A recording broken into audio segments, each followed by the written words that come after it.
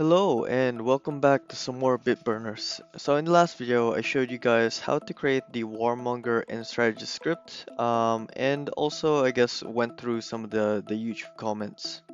So today I'm just going to be showing you guys how to put all of that together inside the captain script. So jumping into the code, as we can see here, we're importing some of the functions from the port utilities file. So we push the input port, check for event, and then create UID. Starting from the top here, going through some of the variables. Essentially, since all our request and response events are standardized, so if it's a request event, it starts with a rec and then the object itself. And then if it's a response event, it starts with res and then the object itself. We can actually just create a map here that contains the data type and then also the object or the string associated with it. So we have ships, target, and then attack. So ships is for the bookkeeper, targets is for the strategist, and then the attack is sending the attacks to the warmonger. And then down here contains, I guess, a map for all the dependencies here. Essentially, what this map contains is either some of the arguments that's passed into our additional services, or if it doesn't have any other arguments, then we're gonna pass it undefined. So for example, Watchtower, Q service, and Diamond Hands, they don't really need any arguments to get started, so that's why it's undefined. And the reason why we declared them is because when this captain is run, I want all these scripts to run with it as well. And then here, the strategist, bookkeeper, and the warmonger all have their own ports, and then they all have delays of 50 milliseconds. And one thing to know about this delay is that this needs to be longer than the queue delay. So if we open up our queue service, as you can see here, I decreased the tick amount to half that, so 25. So the queue service need to be able to process requests a lot faster than what the data can send so that it doesn't get congested. And again, these values are arbitrary, so if you want to tweak them, so make it faster or make it slower, it's really up to you. And then down here I have some captain fields. So I have the captain port, which is at port 19, so just next to the output port. The max number of ticks before it times out, so similar to how the probe works. This will make sense as soon as we go through the request data function. And then the request duration, so how long will it wait until it times out. What this means is that the time it takes to time out is around 250 multiplied by 5, which is around 1 to 50 seconds. So so this means that it has about this amount of time until the actual request times out, which is plenty of time for, I guess, the bookkeeper to respond or the strategist to respond. And then you have your home server and then also the UID. So the UID is a unique identifier for the captain, so that whenever it sends request, the queue service knows whether or not the responses go to the captain. And then down here you have your regular actions. So this captain script is responsible for, I guess, creating the fleets. And then constructing them based on the requirements and then also the available ships. So that's the reason why there's actions here. And then you have your virus information. Scrolling down to the main logic. So the first thing we do before we actually go into the main loop is that we run the dependencies. And if we go into this function, what this does is that it goes through all the, I guess, the dependency maps, so all the Watchtower, Diamond Hands, and then all those scripts, and then grabs the arguments from them, and then if it isn't running, then we try to run it.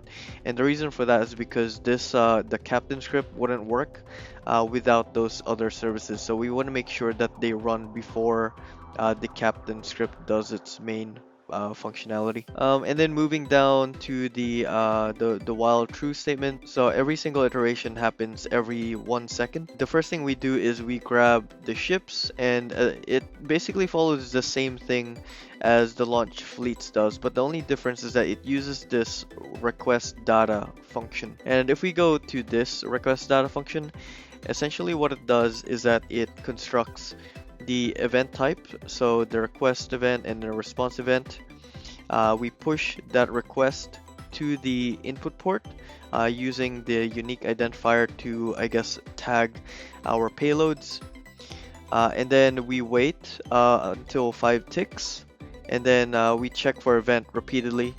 If there's no, I guess, no results after 5 ticks, then this is gonna return undefined. Otherwise, it's gonna return the data that was requested by the captain. So yeah, so that's how the request data works. So essentially, the first thing that it does is that it requests for the ships from the bookkeeper.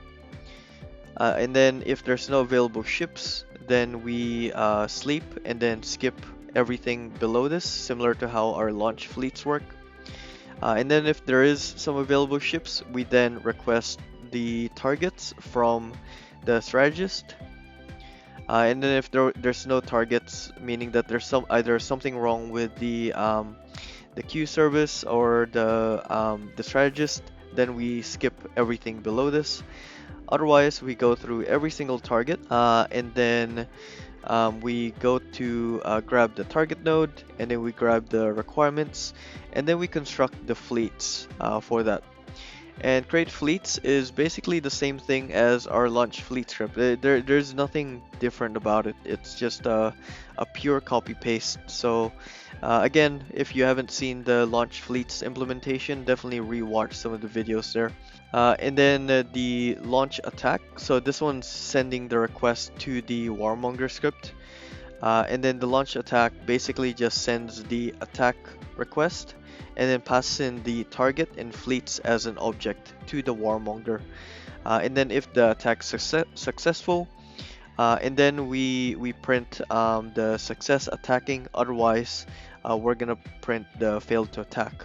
And then if this keeps printing out, then it means something's wrong with the captain script. And then after that, we then delete our assigned number of ships. I tried sending this back to the bookkeeper, but then it makes it a lot more complicated. So I thought might as well just handle this logic inside the captain because it's not that complicated to do. So what this does is that if there's no, I guess, leftover threads, then we delete it from our list of available ships. Otherwise, we reassign the amount left in for that ship. And then down here we exit early if there's no more ships to assign. And then we sleep for 1 second, and then we do that all over again. So yeah, that's about it. Very quick, short video. So again, I only go through, I guess, all my YouTube comments once since I only record during the weekend. So we're not gonna go through the get YouTube comments. But in the next video, I'm gonna be installing the red pill. The red pill here. So I managed to get it from Daedalus and then show you guys the next step to progress the game. So yeah, I'll see you guys in the next one.